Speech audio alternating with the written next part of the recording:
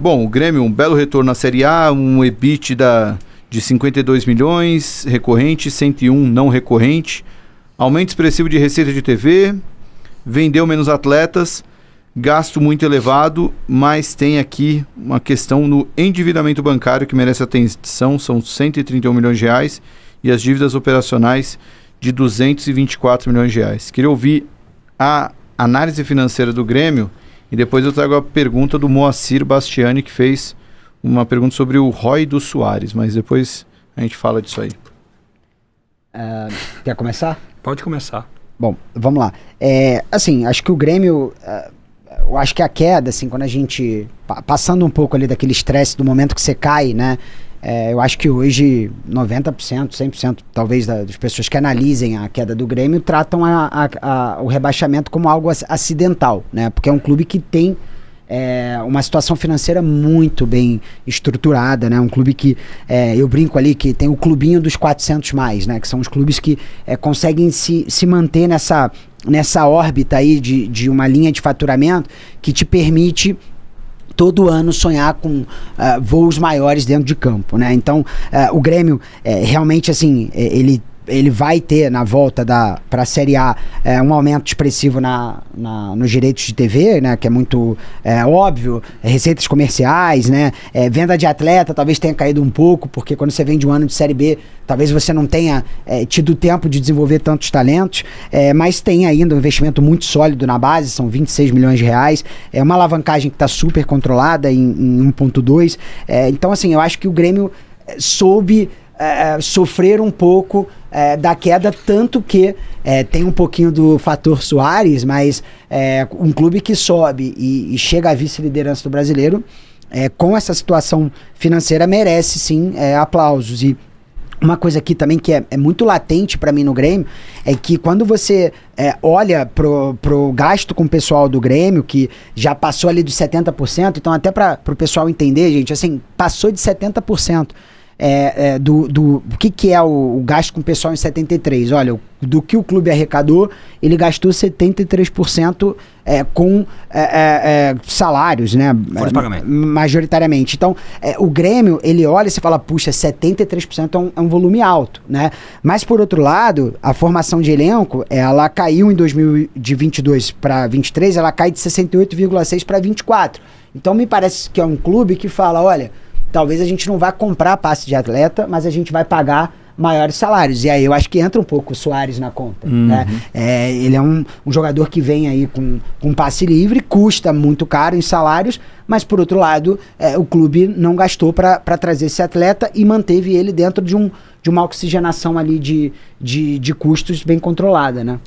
Não, o Grêmio, quando você entende o seu DNA e tem uma estratégia de médio e longo prazo, o que de certa maneira até é raro no futebol brasileiro, você consegue aguentar melhor a queda, né? Eu faço até uma analogia, a gente faz alguns investimentos de venture capital e quando veio a pandemia, ela pressionou praticamente quase todas as startups ali, porque, enfim, a economia como um todo travou. E a gente brinca que os melhores empreendedores, eles conseguiram encontrar maneiras e caminhos para sair melhor do que empreendedores que não eram tão sólidos ou tão resistentes. Então a pandemia não é que ela foi boa, mas ela foi uma triagem natural para alguns empreendedores. No caso do Grêmio aqui, ele cai para a Série B e parece que nada acontece, né? Porque é uma assimetria, ele cai com uma folha alta, ao mesmo tempo ele não se desfaz de muita coisa, ele não se desespera, ele perde de fato a receita oriunda da televisão, mas ele volta no ano seguinte e alcança a vice-colocação, né? Então ele cai com um time que não deveria cair e alcança o vice-campeonato também num ano que não deveria alcançar. Sim. Então é um clube que está muito ciente da sua governança, está muito ciente dos seus números e que está olhando aí, que ele sabe, ele está com o controle do manche na mão. Ele nunca gasta muito mais do que deve, mas ele também não gera um caixa absurdo. Ele sabe muito bem onde ele está. Eu acho que esses números do Grêmio que o Lucas acabou de falar, ele em 21 e 22 ele investe em elenco 68 milhões, nos 2 anos, 21 e 22. Quando ele volta para a Série A em 23, ele investe em elenco 24 milhões e meio. Então é quase 3 vezes menos, termina em segundo, e a gente tem que lembrar da situação do Grêmio atual na tabela. A gente sabe que tem 2 jogos a menos, mas hoje o Grêmio é o 18º, né? Então, de novo, ele tá naquela de rebaixamento, tentando escapar dessa situação. Só fazendo, né, o parênteses que esse ano é um ano atípico para os 3 times do Sul, né? Por conta do desastre. Claro, e também tá com jogos a menos, né? Então, os 2 a menos. Ganhando um, empatando o outro, de repente se coloca numa posição aí nesse início de campeonato mais confortável. Ano que vem, quando a gente fizer esse episódio do relatório do ano que vem, a gente vai ter que fazer esse disclaimer, porque provavelmente a gente vai ver receitas menores aí, principalmente com bilheteria, sócio-torcedor. Com certeza. Impactos relevantes. A pergunta que o Moacir fez sobre o Grêmio, porque ele falou, já que estamos falando de finanças, gostaria de saber se o ROI do Soares, o retorno sobre investimento no Grêmio, foi positivo. Tenho dificuldades em acreditar que a venda de camisetas incrementais e novos sócios fazem o ROI positivo. Sim, eu sei que o relatório não responde isso, mas usando o termo do Chatac, será que dá para ter um cheirinho sobre o quanto que é um jogador que ele vem sem custo, mas com alto salário, o quanto que gera uma compensação dessa venda de camiseta ou mais ingressos? Vamos lá. Vou quebrar alguns mitos aqui, tá? A gente tem alguns cálculos na consultoria. A gente não acredita muito que a venda de camisa, né? Até porque os contratos de venda de camisa no Brasil, eles não são contratos tão vantajosos que os clubes conseguem receitar uma série de coisas, né? Muito parte desses contratos são para enxoval do próprio clube, e o clube é quase que minoritário na operação do seu fornecedor esportivo. Então, quando fala da operação ROI do jogador, lembra-se muito de venda de camisa. No caso do Soares, em particular, pelo que a gente não tem o breakdown de todos os custos e todas as receitas no nível de detalhe para a gente ter uma análise super apurada. Mas o que o Soares representou de maneira intangível para o Grêmio, de toda a reconstrução na Série A, da forma do ídolo, do cara escolher o Grêmio, da força de branding que ele trouxe para o clube e retorno esportivo, ele coloca o clube num patamar que só a premiação que o Grêmio alcança, e muito por conta dos gols produzidos pelo Soares. Se você me perguntar se é uma operação positiva, eu falaria que sim, com certeza.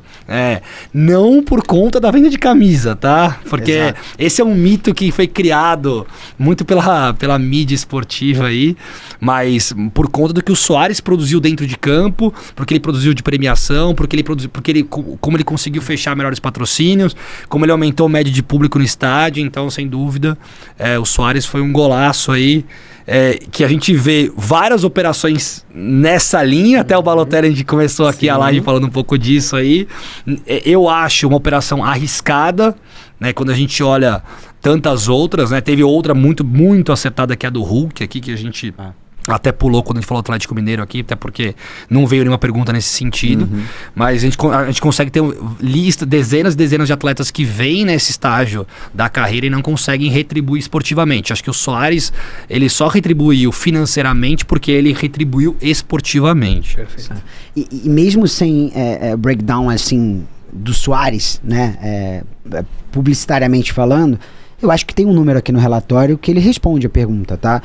Quando você tem um investimento caindo de 68,6 milhões em 2022, que você não tinha o Soares, para um investimento em 24,5 milhões de reais em 2023, que foi o ano que você trouxe o Soares, talvez você, mesmo que a folha tenha batido 73%, a diretoria já calculou algo no sentido, tô trazendo o Soares, não posso ficar gastando em contratação. Então, o que eu pago de salário para ele já vai ser um custo que eu vou diluir na minha folha. Então, me parece que, e aí, óbvio, eu tô olhando pro número macro aqui, né? Claro. Me parece que houve um acerto de mentalidade da diretoria em reduzir esse gasto com contratação de atletas.